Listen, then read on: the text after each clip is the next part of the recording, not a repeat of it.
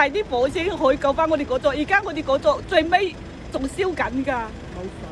而家佢同佢爸爸兩個都未出嚟，同埋我哋樓上樓下我都見到個師奶，佢老公已經走咗啦。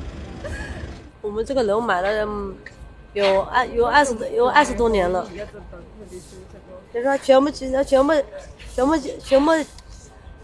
家長全部都買這個樓，你說現在這個一燒這樣子，還有什麼了？什麼都沒有了，讓我們怎麼辦呢？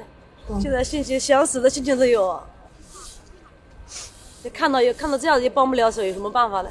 因為聽到琴晚都好多自己啲朋友啦，朋友嘅朋友啦，好多都住喺裏面嘅。咁有啲咧揾得到啦，有啲就見唔到啦。而家有啲都失聯㗎。咁唉，總之覺得即係唔係發生喺自己身上咧，即係感覺到冇咁大咯。但係親身喺度，即係成個過程感覺咧，真係點講咧？即係好